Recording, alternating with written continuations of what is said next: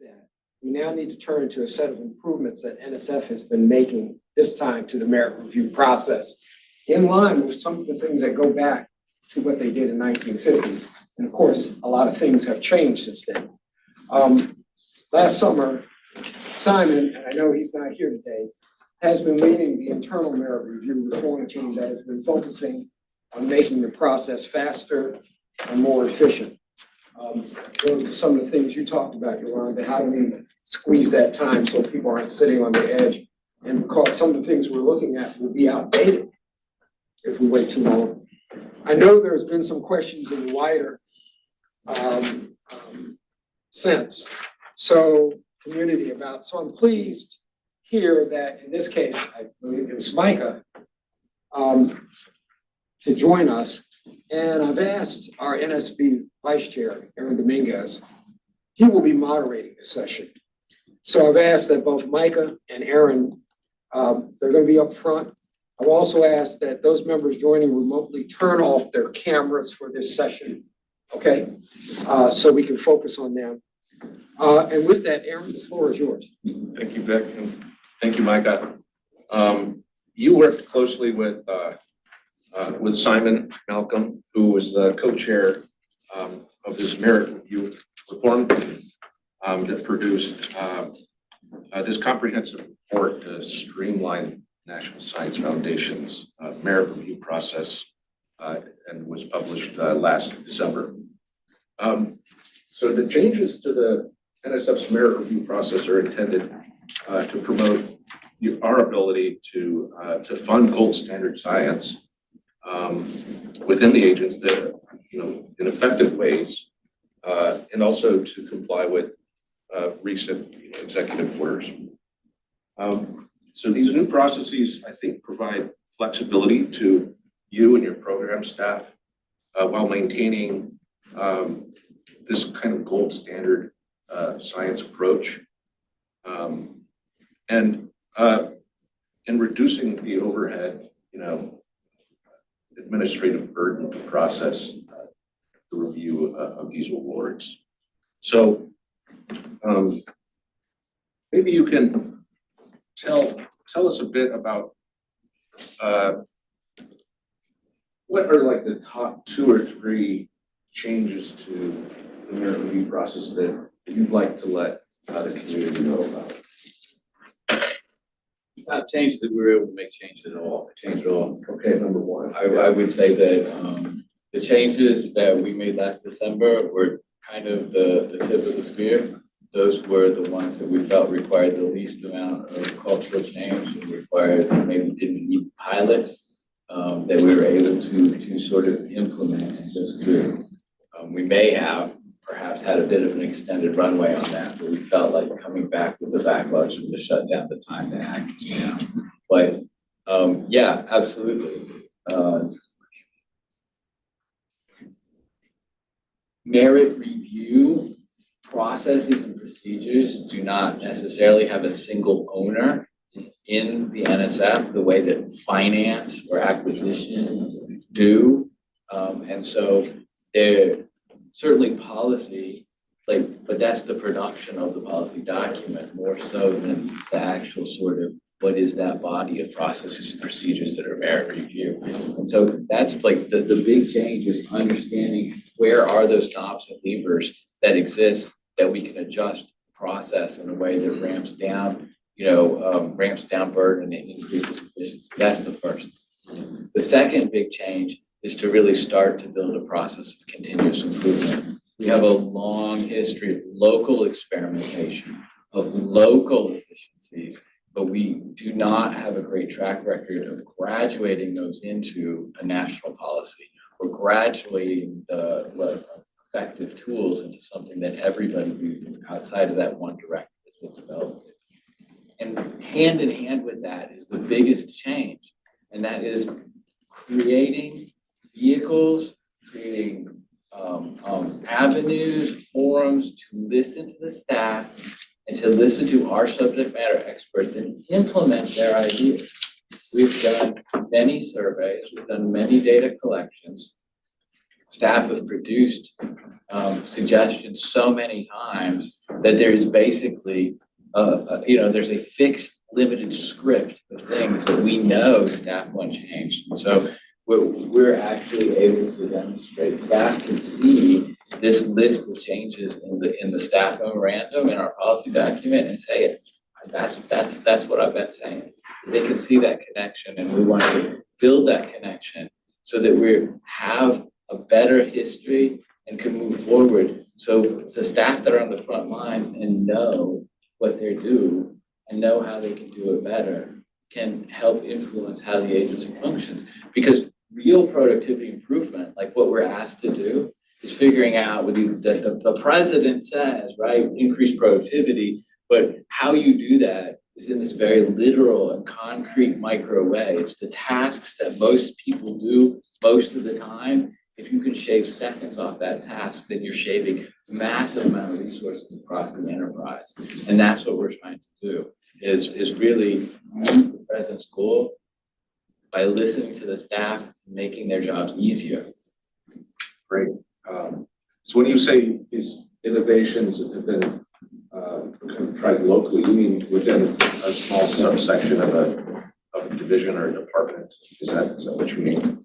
I mean, many directorates have developed local procedures, some of which are and this is covered, right? Some of those are harmful to the cause, and much of the staff memorandum is really not anything innovative or new. It's actually telling people to please discontinue local practices that prevent your staff from following the PPHE, that prevent your staff from exercising the discretion that we give them. Some of them are innovations. But what I'm really focusing on is tools. We had a little bit of a conversation earlier about this, is that we have a lot of people who have like micro procedures or tools that do a very specific task, like identifying conflict of interest, writing some piece of what goes in the e-jacket automatically, or at least putting together the shell that then the program director goes and edits to make it specific, at least doing a lot of that labor up front. We have a lot of tools like that that are done in one division or one directorate, and elevating that up so everybody can use it. So what do you think some of the benefits to this process that our researchers on the call would notice? Reduce cycle time. Reduce cycle time, and this we got a little pre-taste of that in the previous question. But the number one benefit that anyone is going to get from merit review reform is inherently internally focused.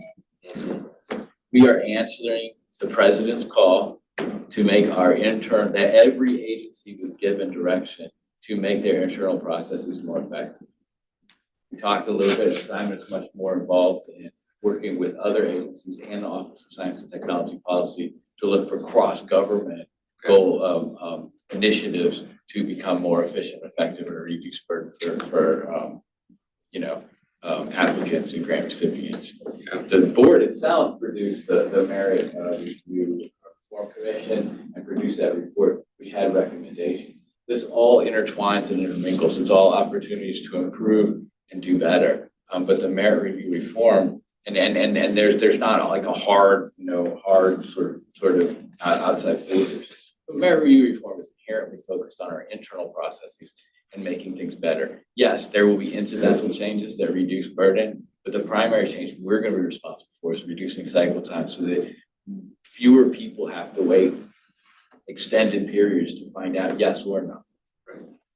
The longer that you're waiting to hear back from NSF, the longer you're not seeking alternative sources of funding, or you're not receiving the funding, progressing with your work.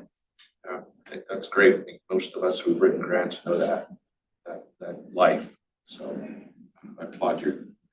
So walk us through a little bit of the next sort of 12 to 18 months timeline. What do you see? What are some of the milestones along the way? I would say that the 12 to 18 months timeline is two completely different questions. Okay. This initiative has two primary goals, or at least the genesis is two different places. One, of course, is answering the president's call to become more efficient and effective. But the second is to develop consensus system requirements for next generation grants management system. This is another area that will actually benefit researchers because they interface with our system, and it is not always fun or intuitive. But so these two things are very much on parallel tracks, but they are different. So over the next 12 to 18 months, as I kind of foreshadowed, we have done a lot of the things that we think that are immediately implementable. There may be a couple more things, but we're moving on to pilots where we're going to test, gather data, decide how to proceed. We're also working very hard to maximize the changes we can make while minimizing the changes to our system, because I don't want to invest more in a legacy system that already doesn't work, and we have plans to replace. So what's absolutely going to happen in the next 12 to 18 months is that we begin working in earnest on systems integration, finding a real professional who can turn the work we've done in merit review reform into systems requirements that look like what the agency wants to be, and coupled with that business process re-engineering.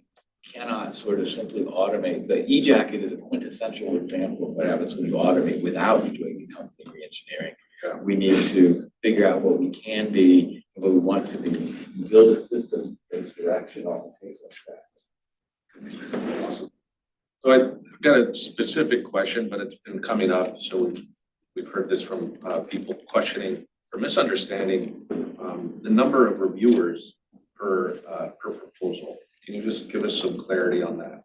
Yeah, I really appreciate that. I think that I appreciate that people are reading this guidance inside and outside of the agency, and that there may be some emphasis on perhaps the wrong syllable in some of those cases. The overarching intent of Staff Memorandum 26-02 is to give program directors the discretion to exercise their discretion. And yes, there are some very specific changes that we made that are not that. But overall, we want to make things flow and work. And we fully expect that a large number, not like 10 or 12, but a large number of our programs and the proposals we receive require more than 2 reviewers. But unfortunately, there have been many cases where, for the want of that one reviewer, the conflict of interest rules, we are working on standardizing our conflict of interest rules. That is something that you will see in the next 12 to 18 months. We're very nascent, we're not there yet. But they are complex, and they conflict out a lot of people, and they do that on purpose to preserve the integrity of the system. But what that means is a lot of people get conflicted out. And so what we don't want is to hold up a proposal for lack of that one reviewer. The previous policy said a minimum of 3, and that is what we found, is that in an environment where we're asking more and more of fewer and fewer reviewers for little to no compensation, then we also have this growing complexity of conflict of interest. It is a perfect storm. And until we can come up with a more fundamental way to change that and open the doors for more reviewers and make it easier for the reviewers we have, until we can do that, then this is a tiny little outlet to at least relieve a little bit of pressure. In that case, when in the course of pursuing 3 external reviews, you are not able to get that 3rd one, you can go to an internal reviewer who will do the 3rd and keep it going. Great. We're almost at the end here. So it looks like you're really building building a new system to meet the next generation National Science Foundation, to meet these science priorities for the United States. Talk a little bit now to people who are writing proposals and people who will be reviewing them. What advice would you give to them? Expect more. Expect more what? Expect more from the NSF. All right. Like there was our systems are antiquated and we know it, but we need good platforms to go to get that user experience. We want to build systems that are useful for internal and external users. And just as I spoke much earlier about we had the limitations of having a hierarchical organizational structure that is based on clumps of people with similar scientific sort of knowledge.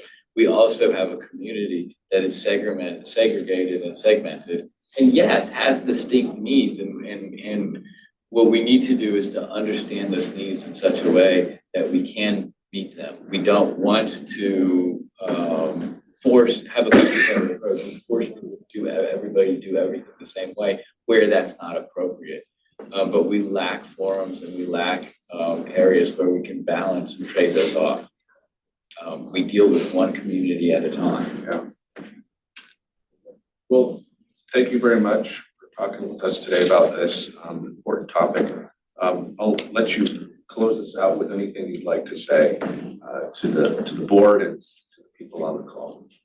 I thank you for your interest and your continued support of National Science Foundation. Appreciate, as I said, appreciate the commission in particular. And look, I mean, like we've had a very productive relationship and look forward to, as we begin to operationalize and as we begin really what we did last fall, what we will do over the next year in terms of merit review reform is micro stuff. It's micro stuff, and we want to engage you and we want to stay with you, but what we really want to do is build those relationships so we can have a real partnership in developing the macro stuff. Like where are we going to be at? And in particular, as representatives of the community, as leaders, what is that user experience and how can we improve that for you? Thank you. Well, on that note, Mr. Chairman. I want to first of all say thank you, Wanda and Julia and the team for the merit review work, for you, Micah, Simon, and the rest of the team for implementing and putting that together. With that, let's give them a round of applause, because this is an example of how the board has been taking in inputs from the community and then working with the foundation to now implement.